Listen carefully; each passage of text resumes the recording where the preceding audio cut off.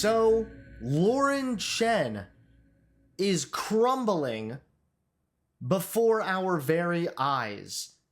And we have not seen a destruction of such a great empire take place so quickly since Rome fell. It's my understanding she had 300,000 to 400,000 subscribers on her YouTube channel. She was also affiliated with Blaze Media, so she had different contracts from different places. She was, to my understanding, making quite a lot of money. If you don't know who Lauren Chen is yet, I am very, very sorry, but let me give you a short little, a brief little introduction of who exactly this dimwit is. When it comes to dealing with the rights woman problem, there are definitely those of you out there who will just say, well, it's simple, we need to repeal the 19th. And trust me, I am no fan of the 19th Amendment myself. I think it, more so than anything else, solidified in our consciousness the idea that the political process should be one person, one vote, which is not a good system. I don't believe in democracy. I believe individual rights and limited government are way more important than the idea of everybody having a vote. And if the past few generations have showed us anything, it's that democracy and individual rights and limited government don't often go hand in hand. I'm in favor of a limited franchise, and by the way, no, that's not a radical position. That is the position that the founding fathers have. Okay, so this is Lauren Chen for ya. She doesn't believe in democracy and is against the 19th Amendment. She wishes women didn't have the right to vote.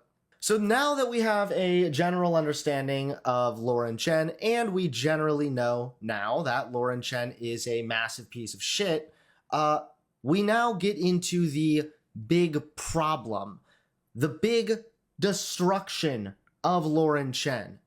And it all took place only a mere, 48 hours ago? The Department of Justice, okay, this isn't some private investigative journalism hit piece thing.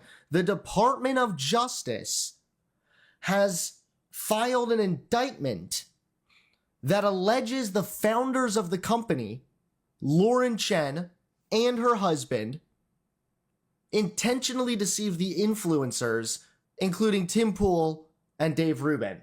So this is just a little snippet from the indictment, which says Founder 1 and Founder 2 worked together to mask U.S. Company 1's true source of funding, which is RT, a Russian state propaganda media corporation, by falsely portraying to Commentator 1 and Commentator 2 that U.S. Company 1 was sponsored by a private investor named Edward Grigorian. But that person wasn't even real. That's how insane this scheme was. In truth, and in fact, Edward was a fictional persona. For example, during contract negotiations, Commentator 1 requested that Founder 1 provide a profile or article on Edward. In response, Founder 1 sent Commentator 1 a one-page profile provided to Founder 1 by another fictional persona purporting to represent Edward, falsely describing Edward as an accomplished finance, etc. So just to be clear, and this is important for the sake of honesty and truth, as much fun as it is to just call Tim Pool a Russian bot and whatnot, it does seem as though, according to the indictment, he was deceived and he didn't have full knowledge or understanding of what was really going on, of where that money was really coming from. The Department of Justice listed an unnamed Tennessee-based company, and they allege that this company was being funded by Russian operatives working as part of a Kremlin-orchestrated influence operation targeting the 2024 U.S. election. The indictment, unsealed in New York's Southern District, accused two employees of RT, the Kremlin's media arm, of funneling nearly $10 million to an unidentified company described only as Company 1 in court documents. As we know, we just looked over that previous document that talked about how Company 1 was also involved in this deception. Now, before this article came out, it was still just speculation that this company that it was referring to was Tenet Media, which is owned by Lauren Chen and her husband. At first, it was just speculation. However, now CNN has independently confirmed that Company One is Tenet Media, which is a platform for independent content creators. It is self-described as a network of heterodox commentators that focus on Western politics and cultural issues. The alleged Russian operation tapped two people to set up the company in their names to add to its legitimacy, and the two founders were aware Russian money backed the operation, according to the indictment. The goal of the operation, according to prosecutors, was to fuel pro-Russian narratives, in part by pushing content and news articles favoring Republican presidential nominee Donald Trump and others who the Kremlin deemed to be friendlier to its interests. Among the commentators listed on Tenet Media's website are right-wing personalities Benny Johnson, Tim Pool, and Dave Rubin. All have released statements saying they were victims of the alleged Russian scheme and they maintained editorial control of the content they created. Each has a loyal fan base, etc., etc. The indictment outlines how one of the social media stars was approached by Tenet Media founder with an offer of $2 million a year to make videos for the company. One of the founders later wrote, it would need to be closer to $5 million yearly for him to be interested. Dude, these conservatives are such massive grifters that they're just like taking millions of dollars from Russia. The social media star expressed some skepticism about who was funding the deal and asked for more information about Edward. Eventually, the social media star agreed on a contract of $400,000 monthly fee to create 4 weekly videos, along with the $100,000 signing bonus. It just says one of the social media stars. It doesn't tell us who that is. Tenet Media's US-based founders are not named in the indictment, but business records filed in Tennessee reveal 2 people connected to the company, Lauren Chen and Liam Donovan.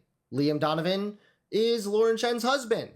A Twitter account for Donovan identifies him as the president of Tenet Media, and his Instagram account describes Donovan as Chen's husband. A private message between the two in May 2021 read, "So we're billing the Russians from the corporation, right?" 2 weeks later, another message said, "Also, the Russians paid, so we're good to bill them for the next month, I guess. The legal filing details." Chen is a right-wing online influencer. She has appeared in some of Tenet Media's videos and has more than 500,000 subscribers on YouTube. Well, correction. She did. It turns out that taking money from an authoritarian, fascistic regime doesn't go over so well for YouTube. That's right. As of only a few minutes ago, YouTube terminated Lauren Chen's channel as well as the Tenet Media YouTube channel. This is absolutely insane, but I have to say, it's kind of glorious to watch it all take place, because Lauren Chen is a massive piece of shit. I always have said she's a massive piece of shit. And a while back, I actually got attacked. She actually called me a grifter when I left the right. She called me a grifter. Meanwhile, she's gobbling down millions of dollars from Russia, but yet she had the gall to call me a grifter. Pretty pathetic, I have to say, but I guess her grifting time is over. Her grifting days have officially come to an end. YouTube took down several right-wing politics channels that had been linked with allegations from the Justice Department that Russian government employees were paying right-wing influencers in the United States to produce content. The Google-owned video site terminated Tenet Media and 4 other channels run by right-wing media entrepreneur Lauren Chen as part of the company's ongoing efforts to combat coordinated influence operations. You know the vibes I'm getting right now? Frogger. Kind of feels like somebody playing the game of Frogger. and they're just getting further and further and further. And how are they doing this until finally, all at once? So not only has Lauren Chen lost her YouTube channel, she was also fired today. Blaze fires contributor linked to alleged Russian operation. Oh my God. Lauren Chen is having the worst day of her fucking life. She lost her job. She lost her YouTube channel. She's probably going to have, what, the Russian mafia after her now. She's going to have the US government after her. Probably the fucking FBI. A conservative American media company has fired one of the YouTubers implicated in an alleged Russian influence operation exposed by the US Department of Justice this week. Lauren Chen was an independent contractor whose contract has been terminated, Blaze Media CEO Tyler Cardin said in an email. Now, as I said as well, there's a lot of evidence, especially based on what the indictment says, that Tim Pool, Dave Rubin, and some of these other people were deceived and they didn't knowingly take money from Russia. Well then, can somebody explain this one to me? If Tim Pool isn't knowingly being paid by Russia, and if Tim Pool isn't losing any kind of creative control, can somebody explain this clip to me? Because this is a little yikesy, homie. But I don't know that it matters anymore. This is psychotic. Ukraine is the enemy of this country. Ukraine is our enemy, being funded by the Democrats. I will stress this again. One of the greatest enemies of our nation right now is Ukraine.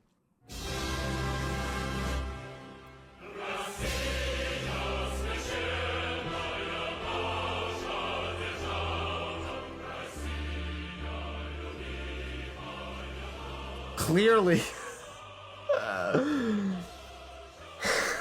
I'm sorry. Oh my God.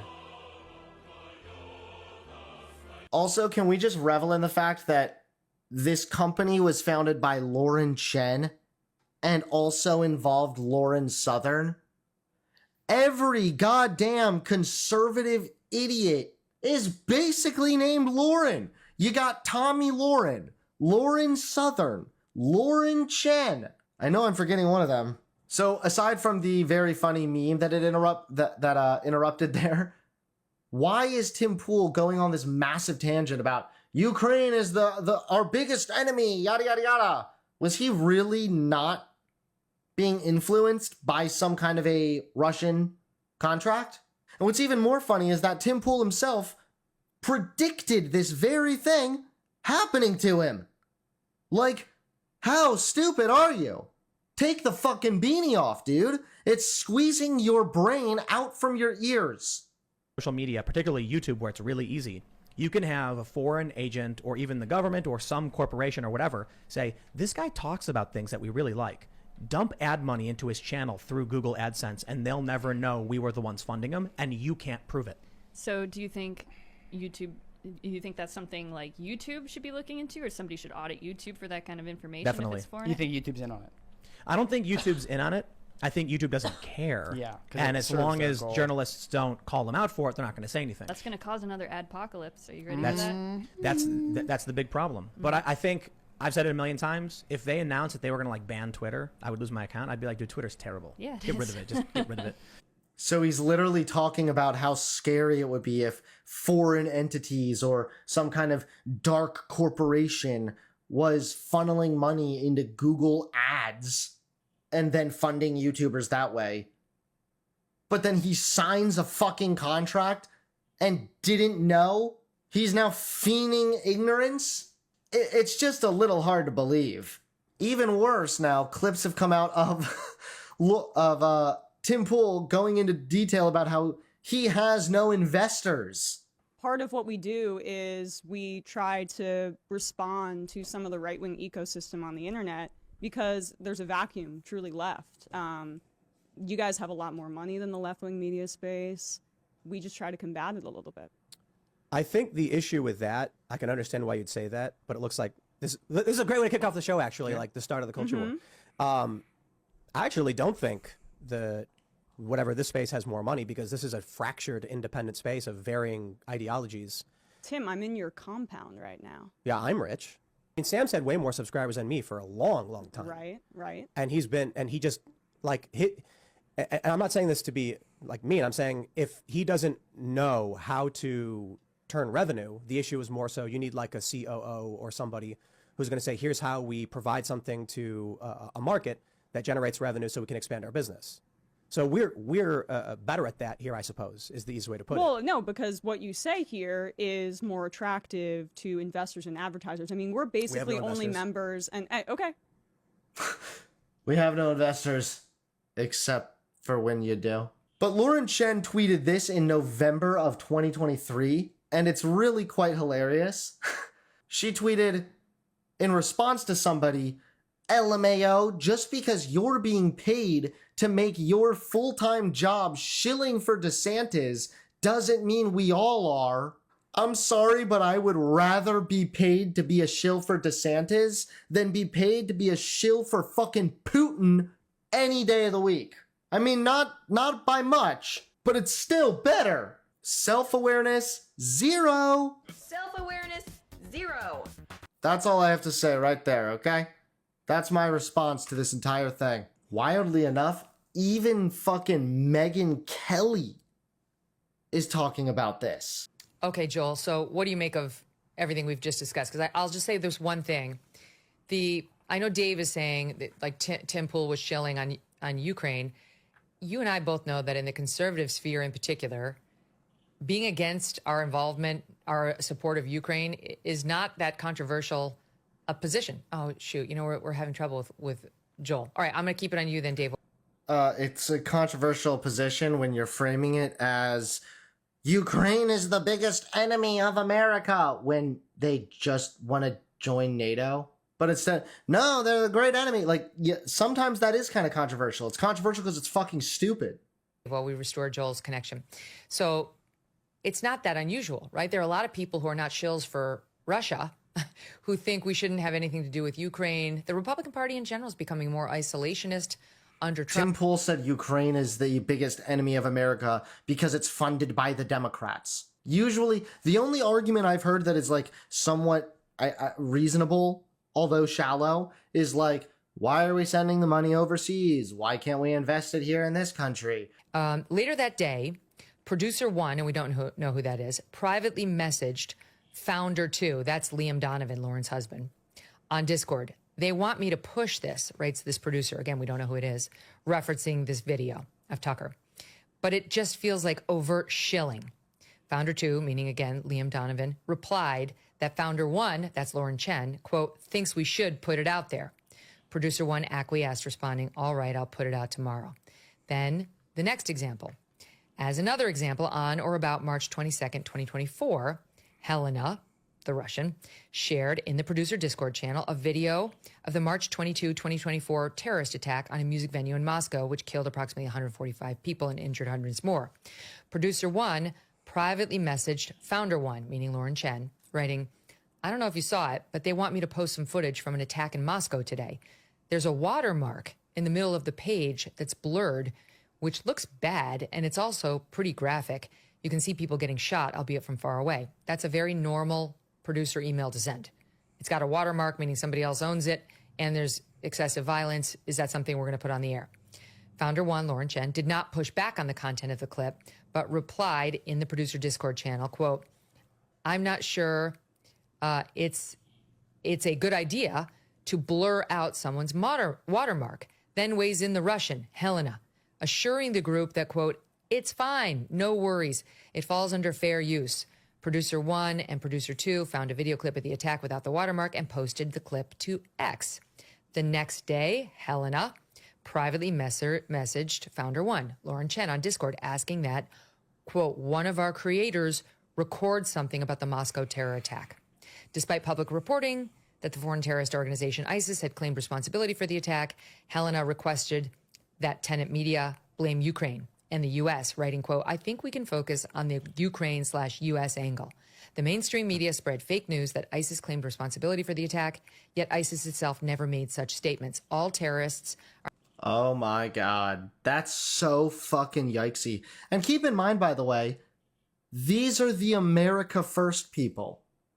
Lauren Chen is supposedly a Christian nationalist or a big patriot who supports America, simultaneously undermining America for the big bucks. Unironically, blaming America and Ukraine for this terrorist attack? Are you fucking kidding me? Immediately following the attack, ISIS publicly claimed responsibility from .gov. So yeah, they were claiming that the mainstream media spread fake news, aka they just told the truth. So instead, they were going to spread lies. Well, there you guys have it. Lauren Chen is done for. Absolutely. She is done for. It's over for Lauren Chen. Poor Lauren. Not play stupid games, win stupid fucking prizes, bitch. If you want to support the channel, please consider becoming a member today. Members get early access to videos, access to all the stream VODs, and exclusive access to emotes as well. So if you'd like to support the channel, become a member today.